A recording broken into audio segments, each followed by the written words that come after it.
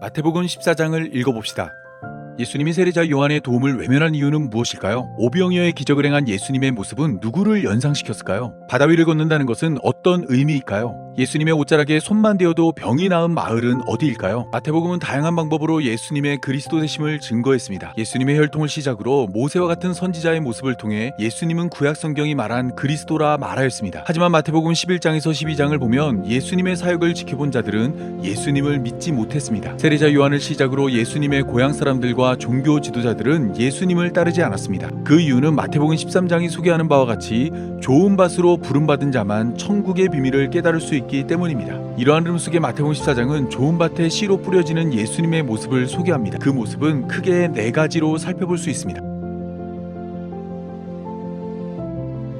예수님은 세례자 요한을 돕지 않았습니다. 마태복음 11장을 보면 감옥에 갇힌 세례자 요한은 제자들을 예수님께 보내 오실 그이가 당신이오이까 우리가 다른 일을 기다리오리까 라고 물었습니다. 세례자 요한이 생각한 그리스도는 정의를 행하는 그리스도로 예수님이 그리스도라면 자신을 감옥에서 꺼내달라 말한 것입니다. 하지만 예수님은 세례자 요한이 생각한 그리스도가 아니었습니다. 예수님은 은혜를 베푸는 그리스도였습니다. 그래서 예수님은 세례자 요한의 도움을 거절했습니다. 결국 감옥에 남겨진 세례자 요한은 헤로디아의 딸이 춤을 추고 얻은 소원 때문에 목이 잘려 죽었습니다. 여자가 낳은 자 중에 가장 큰 자가 허무하게 생을 마감한 것입니다. 예수님은 세례자 요한이 죽었다는 소식을 듣고 배를 타고 빈들로 떠났습니다. 이때 많은 무리가 이 소식을 듣고 예수님을 따라 빈들로 나왔습니다. 예수님은 그들을 불쌍히 여겨 그들 중에 있는 병자들을 고쳐주었습니다. 또한 떡 5개와 물고기 2마리로 5,000명의 사람을 먹였습니다. 다 배불리 먹고 남은 조각이 12바구니를 가득 채웠습니다. 이러한 모습은 신명기 18장 18절이 말한 모세와 같은 선지자의 모습입니다. 예수님은 모세가 홍해를 걷는 것처럼 배를 타고 물을 건넜고 모세가 광야에서 만나로 백성들을 먹인 것처럼 예수님도 빈들에서 오병이어로 5,000명의 무리를 먹였습니다. 또한 이 과정은 시편 23편과 매우 닮아 있습니다. 예수님은 시편 23편의 목자처럼 자기 백성들을 푸른 초장으로 인도하여 부족함 없이 먹게 하였습니다. 구약 성경을 통해 하나님이 약속한 씨가 예수님이라는 것을 여러 가지 모양으로 드러낸 것입니다. 예수님이 기도하는 동안 제자들은 배를 타고 건너편으로 가고 있었습니다. 풍랑이 일어 제자들은 고난 가운데 있었습니다. 이때 밤 사경에 예수님께서 무리를 걸어 제자들에게 걸어왔습니다. 그리고 두려워하는 제자들에게 난이 두려워하지 말라라고 말하였습니다. 그러자 베드로는 자신도 예수님처럼 무리를 걷게 해달라 요구했고 예수님의 허락으로 잠시 무리를 걸었으나 바람을 보고 무서워 물에 빠졌습니다. 예수님은 즉시 손을 내밀어 베드로를 건져내며 믿음이 작은 자여 왜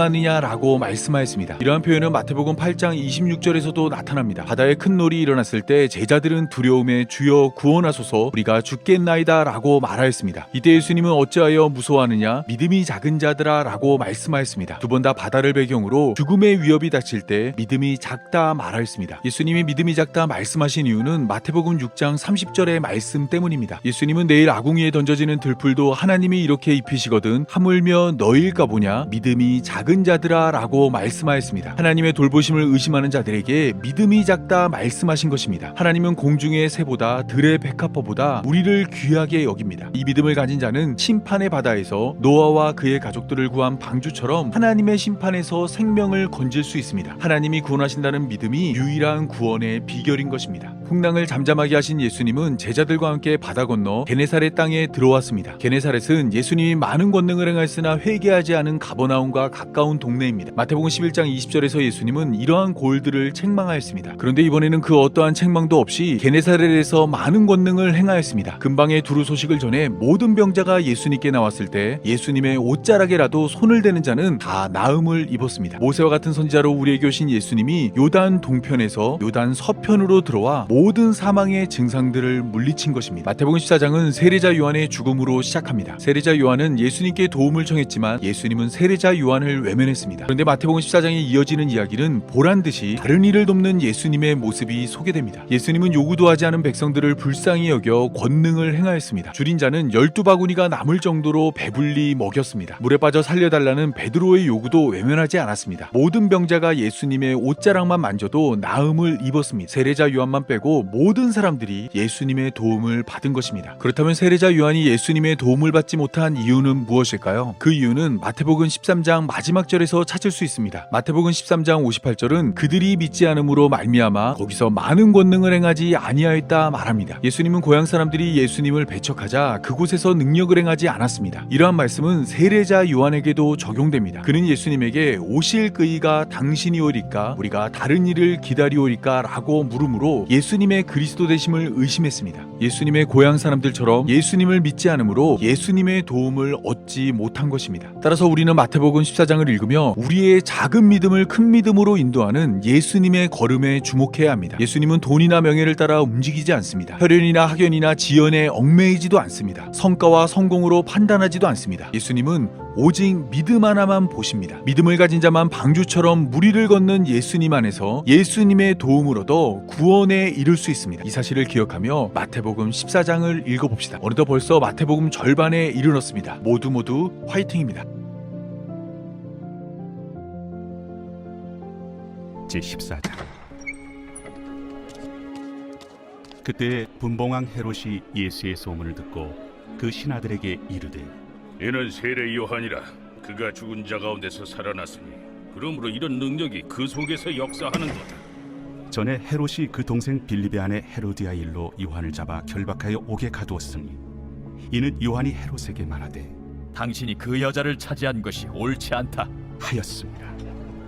헤롯이 요한을 죽이려 하되 무리가 그를 선지자로 여김으로 그들을 두려워하더니 마침 헤롯의 생일이 되어 헤로디아의 딸이 연석 가운데서 춤을 추어 헤롯을 기쁘게 하니 헤롯이 맹세로 그에게 무엇이든지 달라는 대로 주겠다고 약속하거늘 그가 제 어머니의 시킴을 듣고 세례 요한의 머리를 소반에 얹어 여기서 내게 주소서. 왕이 근심하나 자기가 맹세한 것과 그 함께 앉은 사람들 때문에 주라 명하고 사람을 보내어 옥에서 요한의 목을 베어 그 머리를 소반에 얹어서 그 소녀에게 주니 그가 자기 어머니에게로 가져가니라. 요한의 제자들이 와서 시체를 가져다가 장사하고 가서 예수께 아뢰니라. 예수께서 들으시고 배를 타고 떠나사 따로 빈들에 가시니 무리가 듣고 여러 고을로부터 걸어서 따라간지라. 예수께서 나오사 큰 무리를 보시고 불쌍히 여기사 그 중에 있는 병자를 고쳐주시니라. 저녁이 되매 제자들이 나와 이곳은 빈들이요 때도 이미 저물었으니 무리를 보내어 마을에 들어가 먹을 것을 사 먹게 하소서. 갈 것 없다. 너희가 먹을 것을 주라.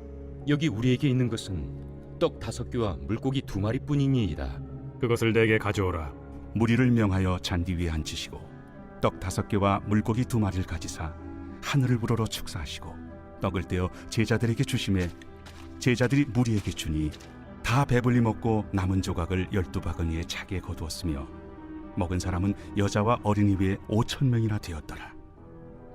예수께서 즉시 제자들을 재촉하사 자기가 무리를 보내는 동안에 배를 타고 앞서 건너편으로 가게 하시고 무리를 보내신 후에 기도하러 따로 산에 올라가시니라.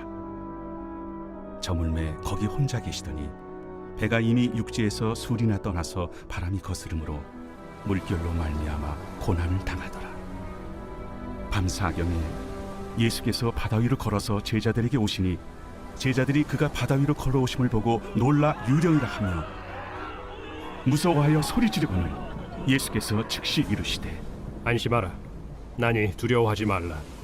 베드로가 대답하여 이르되 주여, 만일 주님이시거든 나를 명하사 물 위로 오라 하소서. 오라. 베드로가 배에서 내려 물 위로 걸어서 예수께로 가되 바람을 보고 무서워 빠져가는지라 소리질러 이르되 주여, 나를 구원하소서. 하니 예수께서 즉시 손을 내밀어 그를 붙잡으시며 이르시되 믿음이 작은 자여, 왜 의심하였느냐? 배에 함께 오름에 바람이 그치는지라. 배에 있는 사람들이 예수께 절하며 이르되 진실로 하나님의 아들이로소이다.